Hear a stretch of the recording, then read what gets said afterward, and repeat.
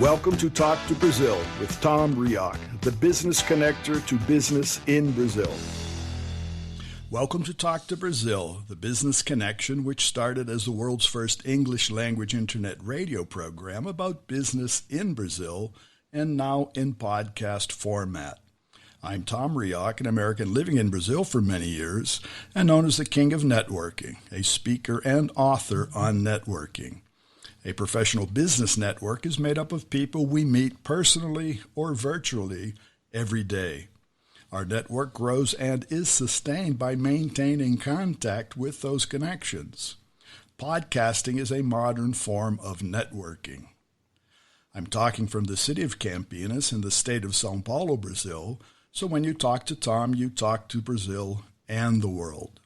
Today's guest is Victor Maia. He's a Brazilian growth strategist, a business developer, and now podcast host of Growth Diaries. Victor is joining us from Vitória, the capital of the state of Espírito Santo, Brazil. He has an MBA in Business and Administration from Getúlio Vargas University in Brazil and also participated in an intercultural executive marketing program from Ohio University in the USA. He's a marketing specialist at Tergos in Brazil and the Brazil community manager for Team GaryVee, the team behind the serial entrepreneur, investor, and best-selling author Gary Vaynerchuk. So with that, hello, Victor, and welcome to Talk to Brazil. Hello, Tom. It's nice to be here. Thanks for the invitation. I hope we had a gladful conversation today. We will. And as a run-up for this interview, Victor, you mentioned to me that your time at Ohio University was a life-changing experience. Why is that? Yeah, first I need to give you some context, Tom, because as a Brazilian, I think you know that universities here provide a certain kind of experience for students. It's pretty classical, you know. You do a test, you pass the test, you choose your course, and you went in the university, study for 4 or 5 years, then go out. But there is no like life living in a campus with the professors, with the teachers, with another kind of So right. in Ohio University, I could live there with another students from another courses, from another nationalities. I was able to make some friends from the U.S., from outside the U.S., and being with another whole group of Brazilians was like very, very nice to spend some time there, to put my English to test, to learn from different cultures, you know, and also because of the weather, I'm a lover of cold weather because where I live, most of the time I live with 100 degrees. So yeah, it's kind of very hot for most of the year. So spend there 15 days with snow and below 0 Celsius degrees was very nice. Well, Ohio, and my listeners know I've spent some time. I actually graduated from Bowling Green University, which is in the northwestern corner of the state of Ohio. And I've also visited many years ago the Ohio University campus. The state universities in the states generally, but specifically in Ohio, they're very typical. Like you said, it's a university set in a smaller city. And basically the city revolves around the university, and the university revolves around the little city. And they're generally placed in very beautiful, scenic surroundings.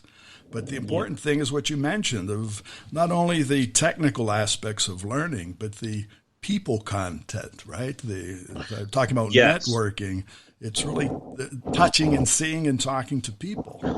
Yeah, it's like you have a certain kind of connections you can make when you live where you live. So if I choose to stay in Vitória all my life, I probably will have only those connections I can meet and talk here in Vitória. Right. But with technology, I can I can go and expand that number of connections, And when we travel, when we study abroad, we can do both, because when we meet those people, we can do the face-to-face networking and then go through the internet and go like LinkedIn or Instagram and try to maintain the contact with those people. So it's very, very nice when you have the chance to show all your quality of talking, of intelligence, of how you can give value for them on face to face,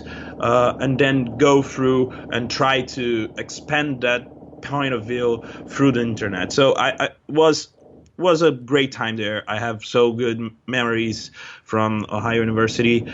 As you said, was a really, really small town. Athens, Ohio is like, I don't know, it's probably 1/10 of the size of my city. So was very, very nice to be there. Right. Well, you mentioned that, and that's true. We both work in a global environment, and not only us. Business today is a global aspect. It's hard to say, why just do business in one place or another, because if you do your business locally, your competition could be from anywhere. So really having the understanding and meeting people from different places is essential. That's one of our drives with Talk to Brazil, because Brazil, and you know that you're Brazilian, it's not a criticism, but Brazilians are very regional. They're very local, even within the country. You're from Espírito Santo. And that's where people are from, and that's where their daily habits and their business histories comes from. Yeah. Also, it's very strange because as a Brazilian, as you said, I have this global mindset that most of the time doesn't fit where I'm staying. So I'm just staying in Vitória because it's like a pretty good city to live. There's no high cost of living. I live like 5 minutes from the beach, and then like 1 hour and a half from the mountain. So I have like a pretty good cost of living and pretty good location, And if we start to earn money in dollars or in euros, working for international clients would be very, very good, because I can downsize my expenses and I can uprising my investments. So it's kind of good, and I can still travel at least once a year to anywhere in the world to spend my vacations, if I want to have just one vacation. But most of the time, as I work in multiple ventures, I just have one vacation a year. No, but to be honest, living in Espírito Santo by the beach and by the mountains, that is a vacation, right? Yeah, you can say so. But also for our global audience, I'd like everybody to be aware that the state of Vitória, Espírito Santo, is a major port. And the state of Espírito Santo is one of the major doors of entry for international commerce. And it may not be known. Most people know about Santos here near São Paulo or Rio. But it's a major port. It's a major hub for imports and exports. It's not only a growing market; it has grown, but it just doesn't necessarily pop up on many of the headlines as being the place to be for importing or exporting. Yeah, actually, Espírito Santo has this regionalism you said about. Because we are a pretty great state, we are not so big. We have 3.5 million inhabitants in the whole state, so it's a fourth of the city of São Paulo. Right. So it makes the state smaller, but we have a great quality of life. It's one of the richest states in Brazil right now. Since 2015, when the economic crisis went, the state could be able to maintain all your investments or trying to buy a good financial management by the former governor. So we have a pretty good business. And actually, Vitória is one of the best cities in Brazil to make business. But Also, we have this problem because we are one of the best cities in Brazil to make business, but most of the capixabas doesn't want to get discovered by, because they have the fear that some people from, I don't know, Rio or São Paulo, or even not being meaningful or something like gringos, come here Right. and try to steal our fortune. But I think this is a free market. Capitalism is based on that. People get to be discovered to being doing good things, and then trying to have as much as possible make money from that. Right. So you made a very important cultural point there, Victor. And that's not only for the people in Espírito Santo. And I've been here in Brazil for many years, and I see that. And even today it's valid.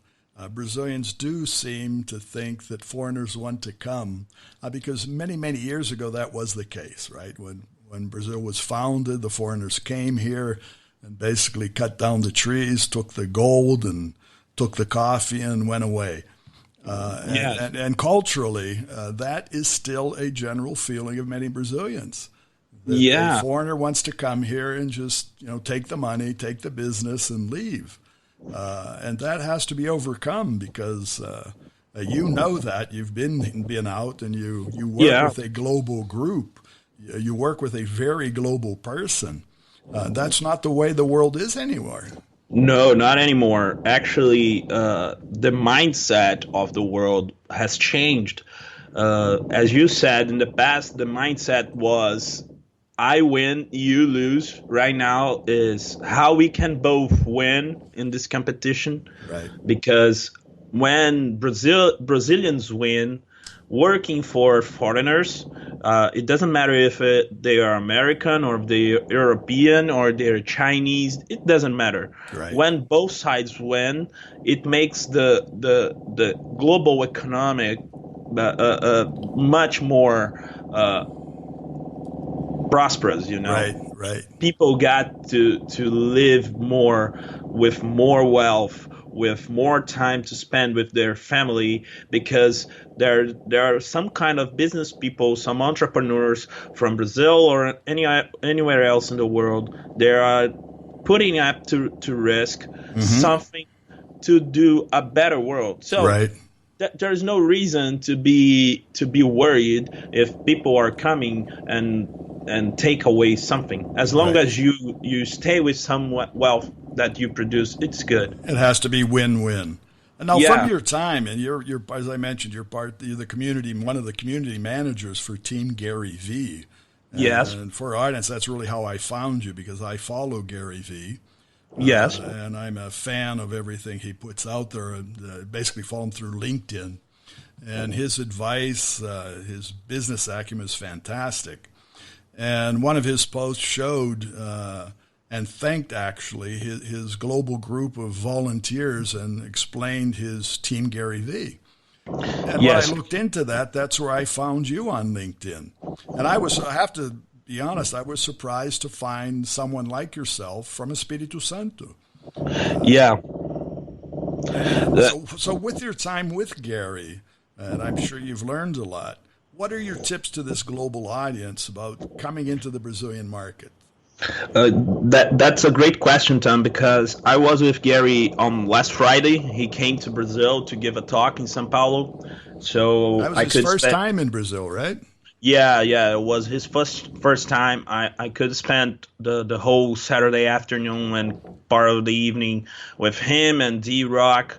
So it was a great pleasure of mine to be the host to the Brazilian market. So I could talk a little bit with him about plans to come to Brazil. And the first tip I gave him is do not waste your time trying to come to Brazil without Brazilians in your team, because we can be the entrance door, not for like executive positions, because most of Brazilians, I can exclude myself on that list, but most of Brazilians do not have like executive education to be like a CEO or COO or CPO or CCO of a big global company. but can still be on the operations leadership of to help to establish the operations. So the first tip I gave him was trying to use the team we have as volunteers, as myself and another 5 people around Brazil and some others in Australia. Try to use this team to map out the best people he can use to help his business come to Brazil. That's the first tip. The second tip is do not take for granted the Brazilian regionalism because of the culture. So that's the point. That's a strong point. Yeah, I agree with you. Because you cannot think the whole Brazil is like São Paulo. São Paulo is I can say that with some kind of security, is the only global city in Brazil. We got Rio, but Rio is kind of a mess right now. A lot of violence, a lot of crimes, and most of the global experiences you can have in Rio is more fun to be on entertainment. Right. So São Paulo is kind of a global business city in Brazil. You cannot think like you may have like a 3G capital running, because he when I talked with him, he pointed out like he's very interested in Brazil because he has a very open relationship with Jorge Paulo about the account he have of Budweiser. So that's one thing I said to him. You cannot take for granted the regionalism, because not every state or city are like São Paulo. We may not have like bigger cities like São Paulo. Most of the cities has 2 million, 3 million inhabitants, most of the capitals. And also we had this issue because people from Rio Grande do Sul do not like to use the same stuff as people in Paraná or people in Espírito Santo. So we need to have this culture thing pointed out as soon as possible when he tries to move in operations to Brazil. And he totally understand that because he's a culture man. So he found that, and he's culturally adapted. I would say my appreciation is he's adapted himself, let's say, to the American culture and way of doing business very successfully. But even in the States, and you know that from, if you compare New York City to Athens, Ohio, yes, it's different. You know, the culture in Ohio is different from Pennsylvania. It's different from Missouri. It's different from California.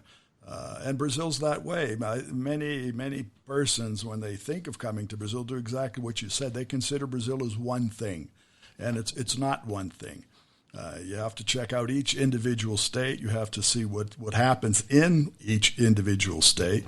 And you can even have regionalisms within the states. For sure. You really have to think locally. And networking, I've traveled throughout Brazil, and that's why they call me the king of networking. But you have to understand how to network in each place. It's different. Yeah, you need to understand what pain points each region has and how you can bring value to them at looking at those pain points. So that's the real deal. I know Gary has a lot of potential to do that. I think he is one of the best right now in business doing those kind of approaches, and I really hope. I think that by 2021, he probably it's really a two-side thing. You learn from him, and he learns from you. Yeah. That's the thing. I actually that was something I want to share with you, Tom, because I got really surprised about. I met Gary at February when I went to Ohio, and then I spent 3 days in New York City, and then I booked a visit to VaynerMedia. You know, Gary isn't my first contact. I never talked to Gary. He went on a Skype call we had as a global team with French people, with Arabic people, with Jewish people, with Spanish people. So Everybody. with everybody. Then went Gary on. He said he's so grateful for everyone's work and everyone has one wish with him and stuff like that. So when I went to the scholarship in Ohio, after the scholarship, I thought, so I can go to New York. I already know New York. I've been to New York for 3 times already. So let me try to book a visit in VaynerMedia. Who knows? Probably I can meet him and then he can share something, or maybe as a Brazilian, he can offer me a job to be like his official business advisor for a Brazilian country. Right. I don't know. So I went there. I talked with Sid. I talked with May, both responsible for the team. May is responsible for the Team GaryVee International. She started as a volunteer for the Chinese team, and then she got hired to run the international operations. And then has Sid. He's from India, and he's a brand manager for the Team GaryVee. So those are my main contacts in VaynerMedia. And then I went there. I met them. I took a tour on the 25th floor where VaynerMedia is in the Hudson Yards. And then Gary was between meetings. So he was in a meeting with probably, I don't know, L'Oreal or some other big corporation. And then he had a flight booked to London because he has a meeting in VaynerMedia London. So he got like 5 minutes to talk with me. He autographed a T-shirt and 3 books. But the thing is, the level of gratitude I saw on that guy was amazing. He stopped everything he was doing to receive me in his room and thanked me with the most honest appreciation, And then last Friday when I met him in São Paulo, I saw in his face that he already knew me because he liked my photo in Instagram when I post with him. I tagged him and liked. So I think that's the amazing thing about what Gary does. And as I said, I've been following him for a while through basically LinkedIn and other media. And what attracted me, he seems to be a very honest, very open guy. Yes. And he really just tells it the way it is. It really doesn't hold back. If you see any of his videos, which I've done, and I use them and replicate them, he's just a real person. And again, the way I found you was through his posting, actually thanking his global volunteer team, which is rare. Yes. Said for somebody just to thank people, they say, well, I like to thank everybody. But the depth that he went to do that, and again, that's how I found you. So I think it's an experience. I think the way he's become successful, it's very open, it's very transparent, it's very above the board. For some people, I have to agree, it's very shocking because he's very objective. And when you talk to Brazilians, they may not be able to understand that objectivity. But that's the way it is. What you see is what you get. What you get is what you see. Yes. I saw that during the event on Friday. After the keynote, he spent a few minutes, 40 minutes answering questions from the audience. So he had booked a 1 hour talk and half an hour questions and answer. He extended the questions and answer from half an hour to 40 minutes. If you let there, he would be like plus 1 hour answering questions because people was very eager to know what was GaryVee's insights for their questions. But that's the point. Many people are afraid to ask. Yes, many people are afraid. Think, well, I don't know if I can go up and talk to him or whatever. That's not only Gary. That's generally speaking. And that's in any networking situation. That's when you meet anybody. Don't be afraid to ask. You can only get an answer if you ask. If you don't ask, nobody knows what to say. Yeah, most of the time I have the saying like when you do not ask, you always have a no. That's right. That's right. So if you do not have the balls, I'm sorry about I don't know if that's allowed, but if you do not have the courage to go forward and to try to strive for the success, you will always have a no. That's You right. always have a no. That's right. Well, and this is proof. I asked you, and we got the yes, and you're here on the program, and here we go. So, Yes. and Victor, we're coming to the end of our time on Talk to Brazil. I want to thank you for sharing that. Congratulate you again for going to Ohio University, for having your life-changing experience, and more so for being part of the team GaryVee and helping to promote that mindset here in Brazil, which is highly in need. I can guarantee you that, and commend you for your work. And as a volunteer, that's fantastic. Yeah, yeah. I thank you as well, Tom, for this opportunity. First, for putting my English to test. Every time I can speak English, I'm very grateful because it's not my natural language. So I trying always to improve, and also for this great content you've been putting out. So I'm so grateful for this opportunity. Thank you again. Well, we'll be back talking more in the future, I'm sure. Okay. Thank you. Okay, and I'd also like to thank our audience, invite everyone to visit our website, which is www.talktobrazil, that's T-A-L-K, the number 2, B-R-A-Z-I-L, where you will find today's interview with Victor Maia, more information about him, and links to his LinkedIn profile. You can also find this and our previous shows of Talk to Brazil on Spotify, Apple Podcasts, TuneIn, Himalaya, CastBox, Google Podcast, and many others.